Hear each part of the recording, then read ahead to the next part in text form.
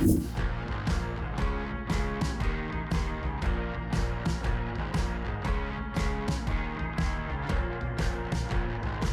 would encourage all of our owners to really pay attention to the conversations that are going on in their companies. I recently, I have a small company here in Colorado Springs, and we recently had a manager, and this manager would have this company-wide meeting every Monday morning, and I was never there. I was there on Tuesdays and Thursdays.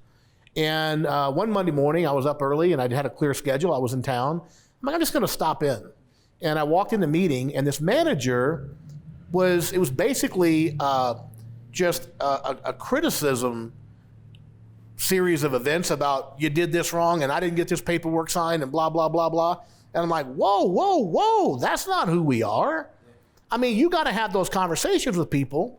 But I said, listen, we start these meetings and celebrate these great reviews. We talk about Joe did this great, Sally did this great, this homeowner said that. Like, that's the focus of the meeting. And then, oh, by the way, guys, we got to make sure we get our finance paperwork signed or whatever.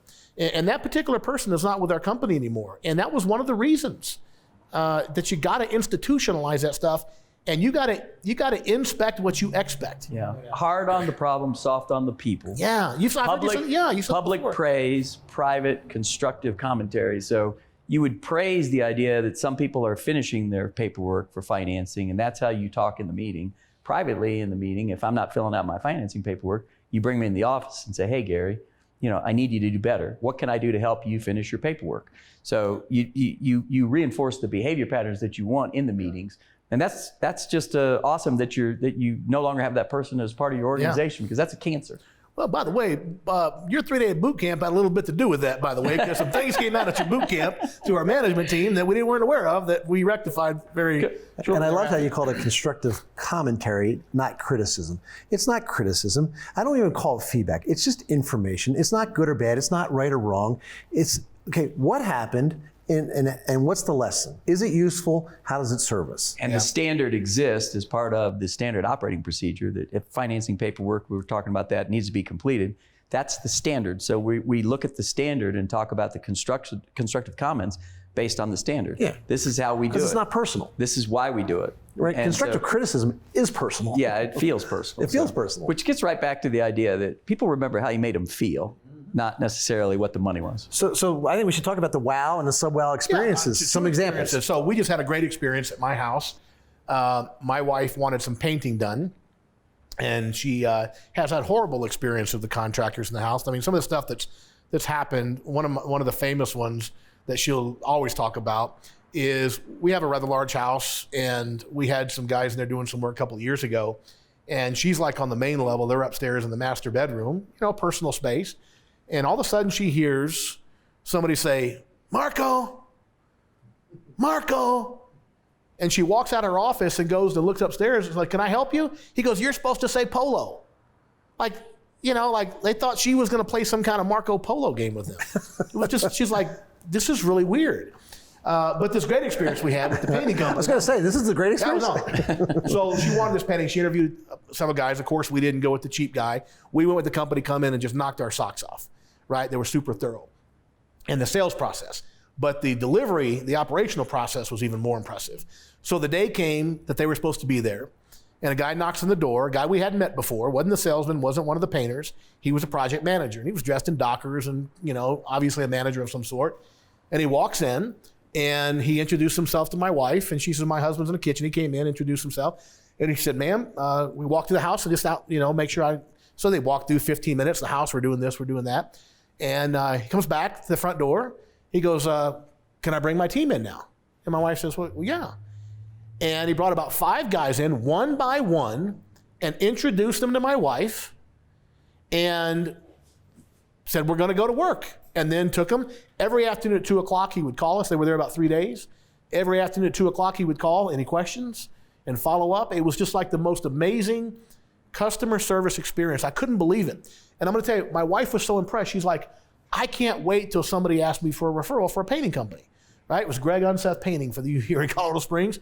And been around for 30 years, long-time company. And she's, I cannot wait to recommend these guys. Did she write a review?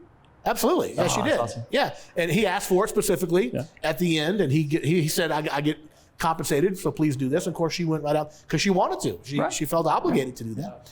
But they're not all those kind of experiences. So we had one here today in the studios, and I'll kind of let you comment on that and kind of what we discovered. Yeah, well, we're not sure how. We know what the issue was. We had some plumbing backup issue, and it was apparently there's a drain that's under the flooring here in the studio, and this was all just put in. This place was all just fit up for us, and we're leasing this space, so we have to call the property management company, in order to get service, right? Because we can't obviously, as the tenant, call directly. So we call the property management company. They call some plumbing outfit. Don't know how that went, right? But then some plumbers showed up. The plumbers that showed up drove into the parking lot, and they did not have a logoed vehicle. The two gentlemen that got out of the vehicle did not have on uniforms. When they came into the building, the one younger gentleman was wearing a pair of sunglasses and walked in, and of course no introductions. No introductions. Hi, I'm Gary. No introductions. I'm going to take care of you today. But he walked with that was weird with the sunglasses. Walked in with the sunglasses on. Yeah. Yep. No introductions. They met with Andy, who oversees the studio here, and there was some conversation behind the scenes that we did not know of, and how they were directed to what the problem was.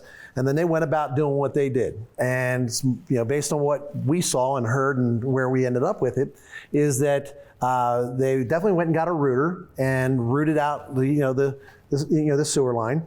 But clearly there was coming up under this new laminate floor that we've got here. There's water in this space. Now we're going to have to worry about probably a mold issue or something of that nature, or the warping of the boards at some point. We're not sure, but I don't know who cleaned that up, if they cleaned that up or not. There's still water in that main room over there. Yeah. But, so what happened, and again, I don't know if they certainly didn't, wouldn't talk to us because we're not technically the customer, but I don't know if they called you're kind of a big deal, so they're not going to approach you anyway. I don't know if they come talk to me. I don't know if they called the property management company and offered a sewer reline, but here's what happened, okay? We have a picture that will hopefully get edited into this that shows one of the plumbers, I think the younger guy, barehanded, holding what is in the trash can that they left for us in our trash can. Okay, he had no gloves on his hands, and he's holding this, and he threw this into our trash can, left this gift for us, pulled this out of our system, the roots and whatnot. I'm not sure that's a hairball. I think it's just roots and whatnot that were backing up the system and causing this, this backup that we've experienced.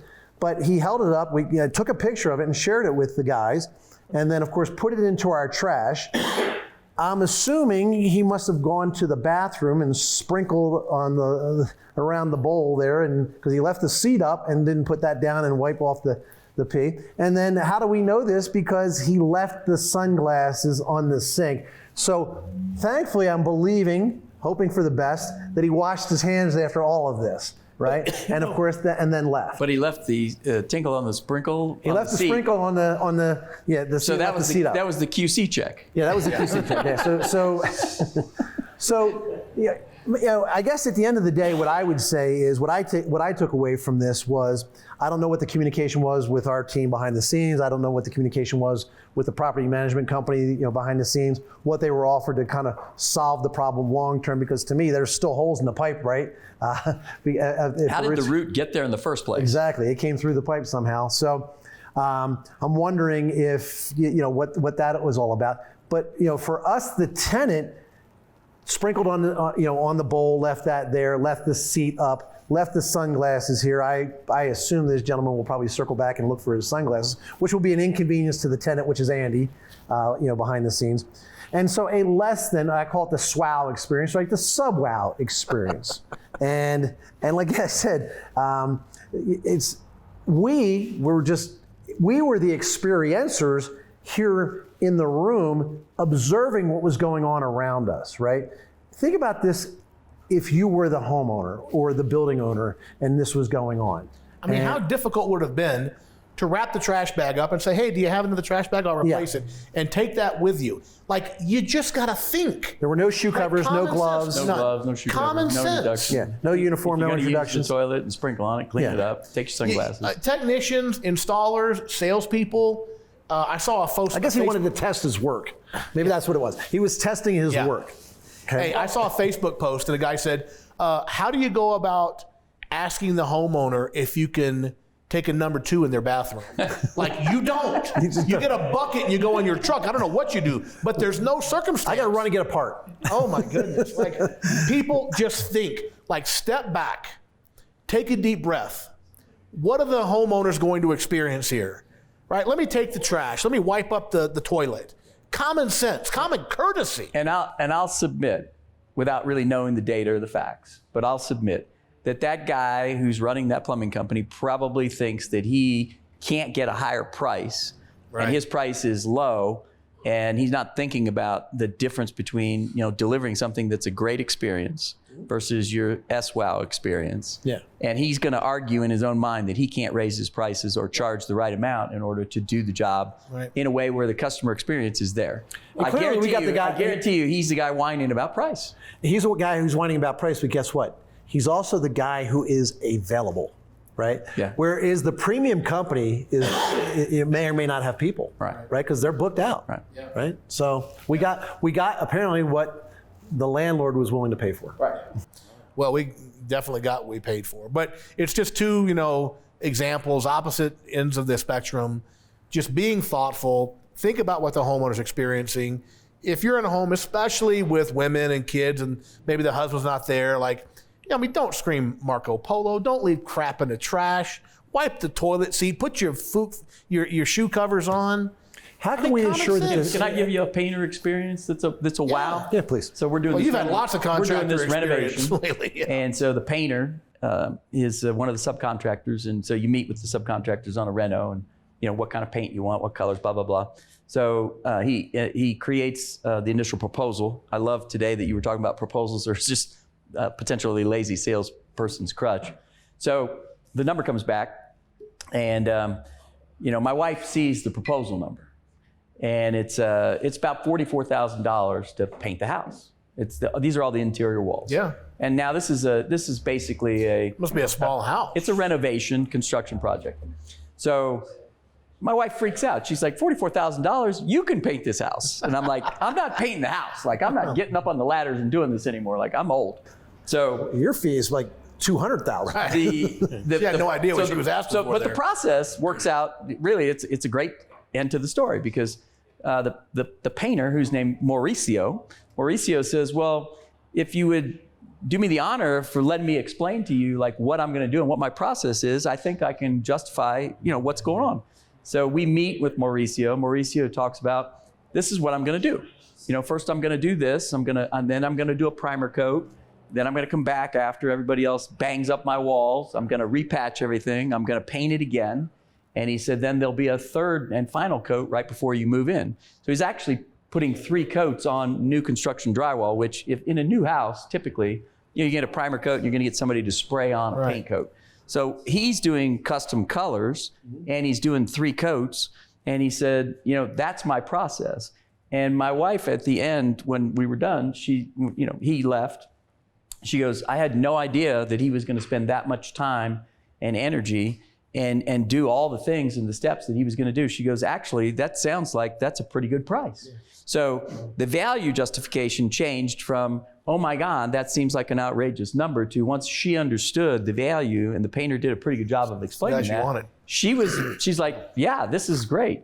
And I think I just showed you guys, you know, he just did some painting stuff and staining the doors and just doing a whole bunch of stuff. And the guy's doing a tremendous job. So he's a great craftsman, but he also understands customer experience. And one thing, because I know where you are in the stage of this project. The one thing I might, offer to you, having bought a new construction property in October of 2020, is to basically say, the other thing that I do want, Mauricio, is that after we move all of our furniture in and the movers move all of our stuff in, is that you come back and touch up anything. Because trust me, I need a whole new paint job. Yeah. You know, that's interesting though, because that service we had with the painter, there were some touch-up things, but we still give them rave reviews. There's going to be, people understand there's going to be imperfections, but we knew when we called them it was going to happen, and of course it did. Just, you know, Johnny on the spot. I don't know if it was you or Russ I was doing an event with, and I think it was Russ, and he had a term, I forget the term, maybe you'll know it, that basically when you do something good, you kind of leverage that across your company. Right? So if I do something good initially, It's called the halo effect. The halo effect, yeah. And he did a great job. If you ever get a chance to check out, I talk about the halo effect. Oh, okay. Well, this particular event, you probably taught Russ the halo effect. We both do. But Russ taught me because I was doing an event with him, and it was brilliant. Like, you could do one nice thing, and that makes everybody in your company look good. So the project manager did such a good job. When the painters made some mistakes, that halo effect extended them. Like, we weren't mad at them. Like, hey, just come take it. It was amazing the way one good thing could just lead to such a great experience. Even when it's not perfect. Made you feel good, even though it wasn't a perfect technical experience. Well, we knew they would take care of it. Right. Just our experience, like, we're not going to have any problem. You knew he cared. Yeah, He cared about you. So I think what you guys are saying, and maybe I'm misunderstanding you, is that it's kind of important. It's kind of a big deal to be aware of the service we're delivering. Yeah. Yeah. So the way you're going to ensure that this happens, okay, is to whiteboard this, right? Get into the room with your installers, get into a room with your maintenance technicians, get into the room with your service technicians, your electricians, your plumbers, and say, what do you think would create for a wow experience and what would create for a swow experience, right?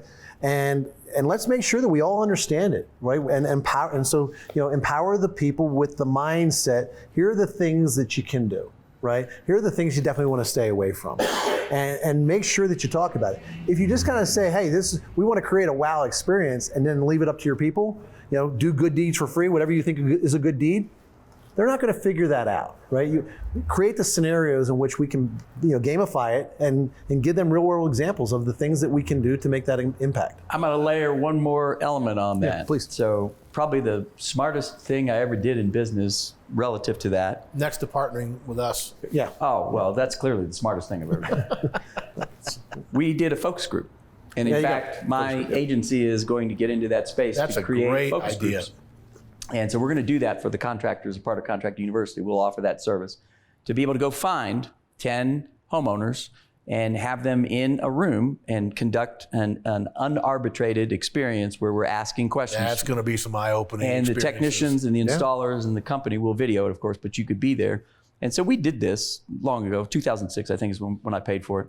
And what happened was all the customers basically created the ideas of what the sub-wow experience was.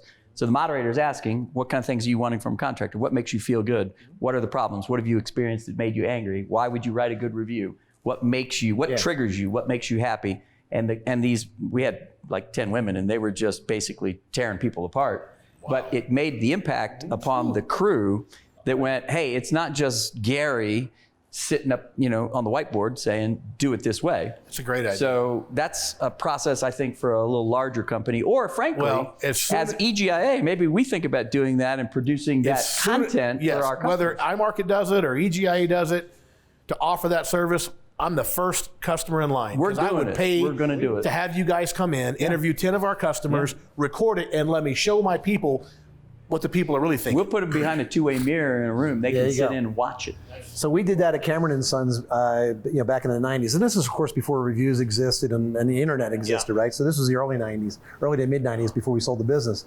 And we did that. And be careful what you ask, because you may not want the answer. I'm going to edit that out. You may not want to hear the answer. And a lot of you contractors are basically saying, we do surveys and we do reviews. And you basically think that you're hearing. No, you're not really hearing it. You're hearing what they're willing to invest the time to tell you.